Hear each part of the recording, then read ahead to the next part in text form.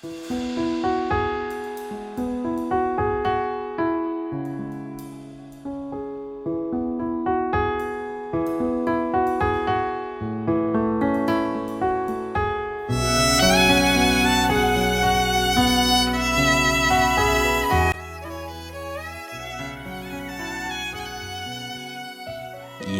స్థిరంగా చేయటం రాదు మనకు, అలాగే ఊరకుండడం కూడా రాదు.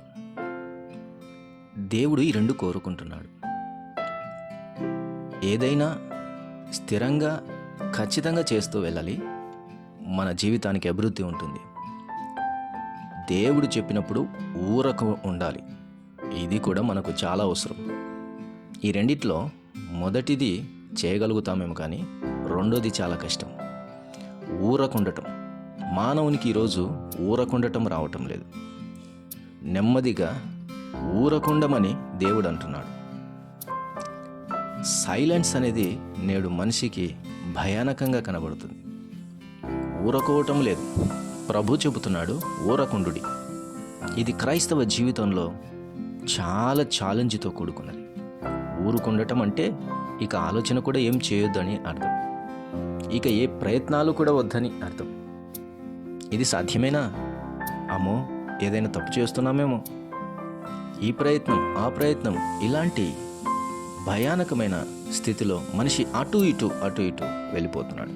బట్ ఈరోజు దేవుడు అంటున్నాడు, ఊరకుండుడి. కొన్ని విషయాల్లో నీ లైఫ్లో కొన్ని సొల్యూషన్స్ కోసం, కొన్ని సమాధానాల కోసం పలు విధములుగా ప్రయత్నం చేస్తున్న నీ జీవితానికి ప్రభు ఈరోజు ఒక మాట చెప్తున్నాడు, ఇక ఊరకుండు.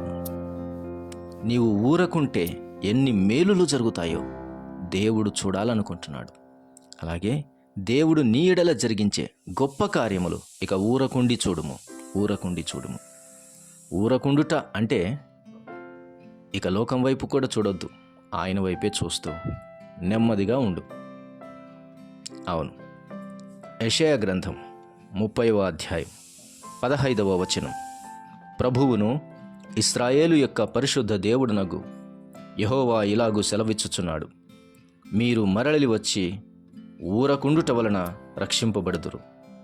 మీరు ఊరకుండి నమ్ముకొనుట వలన మీకు బలము కలుగును. ఊరకుండుట. పాపం చేస్తున్నావా? ఊరకుండుము. చీకటి ప్రయత్నాలు చేస్తున్నావా? ఊరకుండుము. అవివేక పనులు చేస్తున్నావా? ఊరకుండుము. సొంత తెలివి చేత చేస్తున్నావా? ఊరకుండుము. సొంత ప్రయత్నాలు చేస్తున్నావా? ఊరకుండుము అన్న దాంట్లో ఒకటి కాదు, బోలెడన్ని విషయాలున్నాయి. ఊరుకోవడం అంటే అంత సామాన్యం అనుకుంటున్నారా? ఈరోజు మౌనంగా ఉండటానికి చేత కాదు, అల్లరి చేయటానికి, అరవటానికి చేతనవుతుందేమో, కానీ దేవుడు సెలవిస్తున్నాడు, ఊరకుండుట వలన మీరు రక్షింపబడుదురు. ఎంత గొప్ప మేలు! ఊరకుండి నమ్ముకొనుట వలన మీకు బలము కలుగును. బలం అనేది ఊరకుండుట వలన వస్తుంది. ఊరుకోవాలి. నీ జీవితంలో బలం కోసం సకల ప్రయత్నాలు చేస్తున్నావా? ఈరోజు ప్రభు సెలవిస్తున్నాడు, ఊరకుండుము. అసలు ఆత్మీయ అభివృద్ధిలో ఎదగకపోవటానికి, బలం పొందకపోవటానికి కొన్నిసార్లు ఊరుకోవటం చేతం కావట్లేదు. ఇలా చెబుదాం, నేను ఊరకుండుటకు పూనుకున్నానని చెబుదాం. ఇలా చెబుదాం, నేను ఊరకుండుటకు ఇక తీర్మానించుకుంటానని చెబుదాం. ఊరకుండుట వలన దేవుని ఊటలను మనం చూడగలం. కోడి తాను గుడ్లు పెట్టేటప్పుడు అనేక ప్రయత్నాలు చేసి చక్కటి తిండి కోసం అటు ఇటు తిరిగి గుడ్లన్నీ పెట్టిన తర్వాత కోడి ఒకనాడు పొదుగుకు వస్తుంది. పొదుగుకు వచ్చినప్పుడు గుడ్ల మీద కూర్చోవటానికి అది చేసే పని ఊరకుండటం మాత్రమే. అంతవరకు తిరిగింది, అంతవరకు వెతికింది, ఎగిరింది, ప్రయత్నాలు చేసింది, దాన్ని ఓడించి దీన్ని ఓడించి ఆహారాన్ని సంపాదించుకుంది. అయితే ఇప్పుడు ఊరకుండాలి.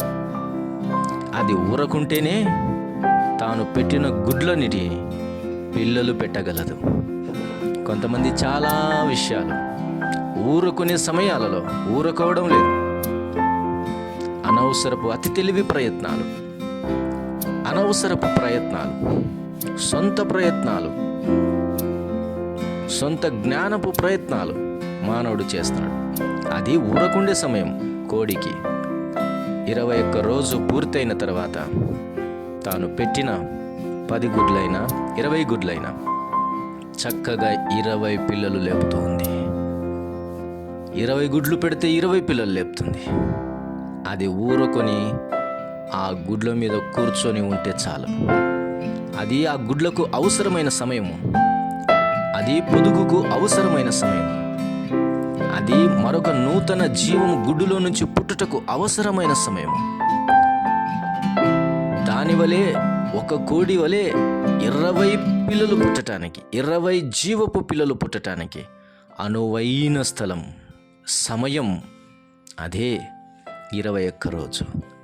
ఆ తర్వాత మరిన్ని రోజులు తిరగొచ్చు. ఈరోజు నీ జీవితంలో దేవుడు ఊరకుండుము అన్నప్పుడు చిన్న పిల్లవాడు తన మాస్టర్ చెప్పినప్పుడు నోటి మీద వేలేసుకొని కూర్చున్నట్టుగా కూర్చోవాలంతే. ఇక ఏ ఆలోచన కూడా చేయటానికి వీల్లేదు, ఏ ప్రయత్నం చేయటానికి కూడా వీల్లేదు.